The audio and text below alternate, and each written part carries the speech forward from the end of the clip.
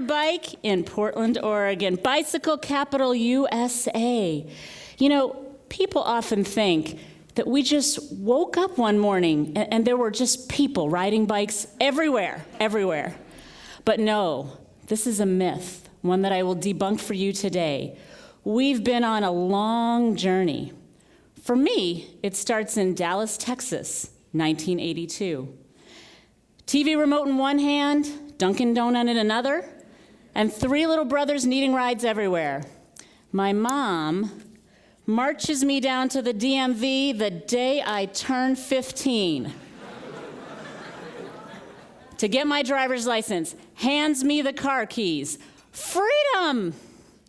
Ignition, AC, idle, drive, traffic, ignition, AC, idle, drive, traffic. A way of life shared across America, a recipe for disaster. No wonder I was overweight and depressed. Fast forward, age 21, packing for grad school in Washington, D.C. Brother Bruce suggests, take my bike. Take your bike? Why would I do that?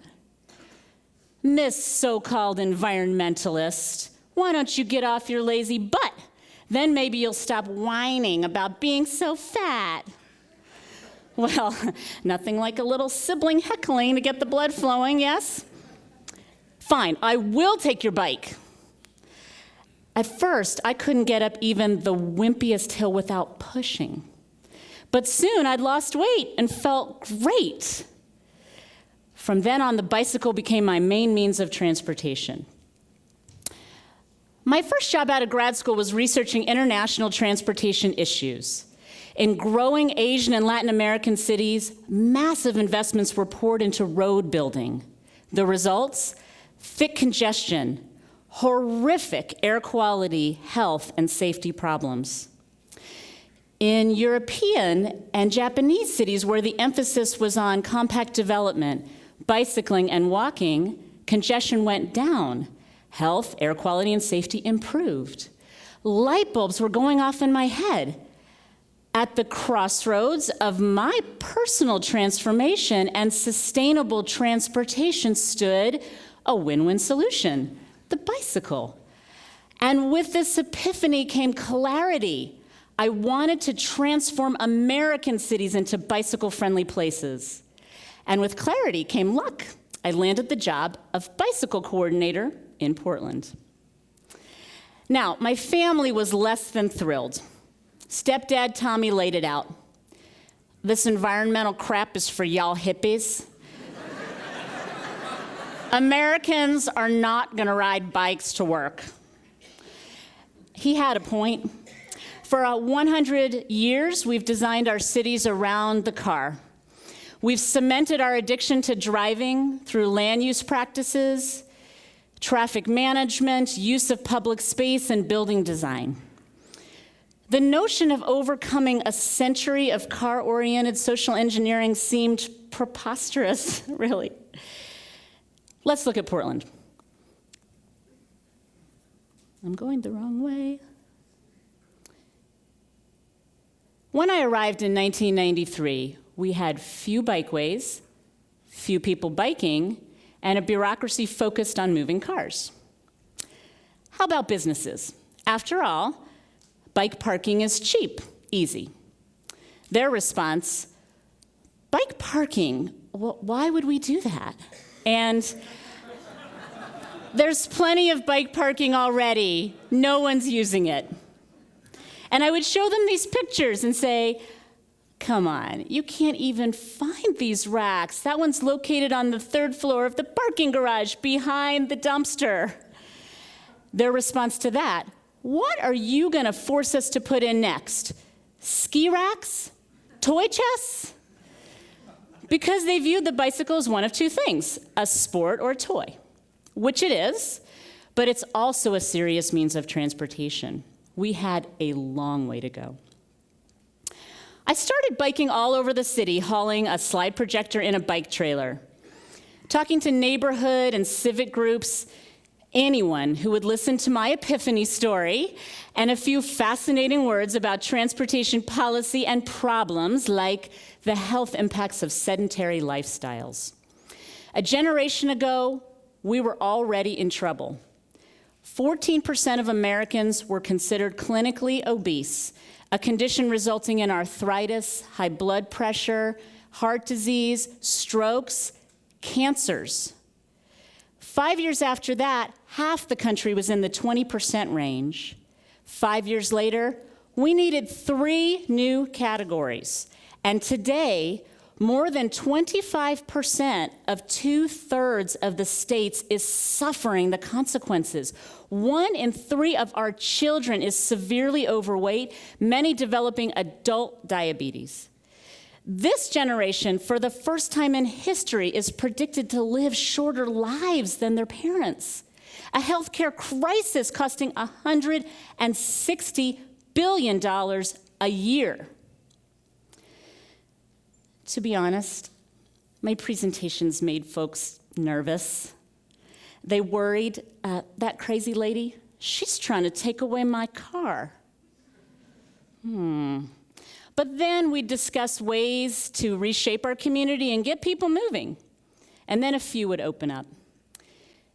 Their doctors had told them to get more exercise. They wanted their kids to bike to school, like they had once done.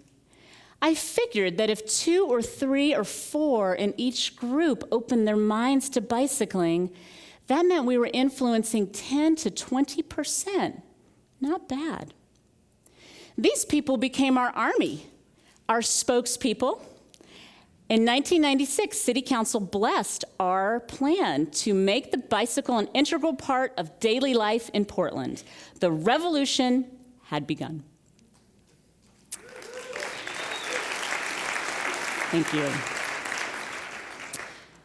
To make room for bike lanes, we shaved a foot or 2 off each travel lane. Or sometimes we traded a travel or parking lane for bike lanes, like putting the road on a diet.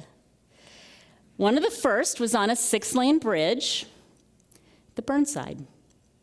1 car lane for 2 bike lanes. Simple, logical, radical. Would gridlock ensue? Would angry motorists storm City Hall? But we had a secret weapon. City Councilman, now U.S. Congressman Earl Blumenauer, who said, "This isn't a stealth operation, it's a celebration. Let's do it with style." So, staff hired a band and rented some porta potties and invited the public to Bike Fest on the Burnside Bridge, a car-free celebration of alternative transportation. The night before, the crews repainted the lane lines. No turning back now.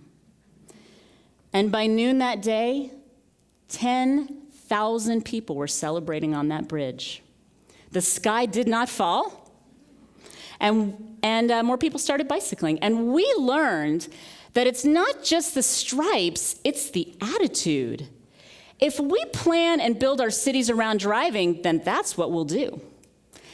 If we plan and build around bicycling and walking, and then encourage people to do so in ways that are meaningful to their lives, then that's what we'll do. But it wasn't easy. Day in, day out, we faced criticism, pressure, challenges. For example, the city opened a stunning new path, the East Bank Esplanade. The Oregonian called it just a noisy new pencil-thin park, a waste of money. But when the trail filled up with people walking, jogging, cycling, smiling, the paper changed its tune. This happened time and again. Ridicule turned to acceptance, fears overcome by delightful reality. And we learned that backlash is normal because changing built infrastructure and deeply ingrained habits is really hard stuff. So we took our lumps and kept going. By the turn of the millennium, we had close to 300 miles of bikeways and thousands of bike parking spaces. My own journey took a wonderful turn with the birth of my baby boy, Skylar. I left the bicycle program and reveled in motherhood. Then I got a call from a Michael Jones, who had a 2-person California consulting firm focused on bicycling and walking. Did I want to open a Portland office?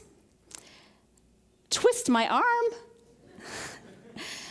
I'm happy to say that the lessons learned transcend Portland. Our nationwide staff are working in hundreds of communities across North America and beyond, giving millions the opportunity to live healthier lives. And Portland wasn't done. More and better bikeways, bike safety education in our schools, rides, races, and events, more than 4,000 a year. Dozens of businesses got into the act too, trading off car parking for bike parking. 1 car parking space equals 1 customer. 10 bike racks equals 20 customers. That's smart business. Let's look at the results. In the early 1990s, less than 1% of Portlanders were bicycling regularly. Today, 8% of Portland commute trips are by bike. 15% of Portlanders use the bicycle at least some of the time. 30% in some neighborhoods.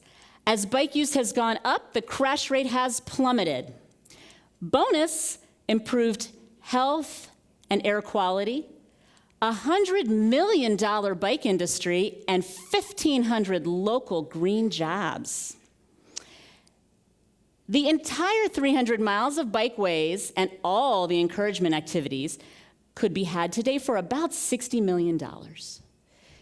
Sounds like a lot of money, yes?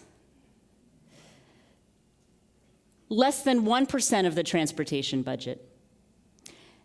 That amount would buy us 1 mile of urban freeway. That is one heck of a bang for buck investment. But we've only scratched the surface, because 60% of the population is interested in cycling, and 40% of trips in the US are less than 2 miles, a 10-minute bike ride.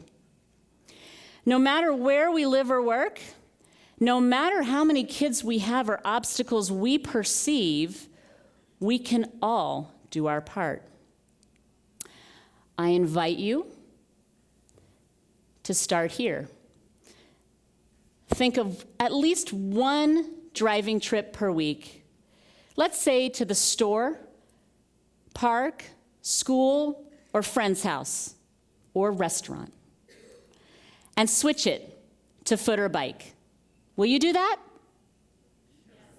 Will you do that? All right. Baby steps. Remember my car-addicted hometown, Dallas, Texas? They built a trail, the Katy Trail. It's wildly popular, but it only goes 3 miles. So they hired my firm to design a 20-mile network of paths in their downtown. So I was in Dallas for this awesome project, and I went to visit my folks.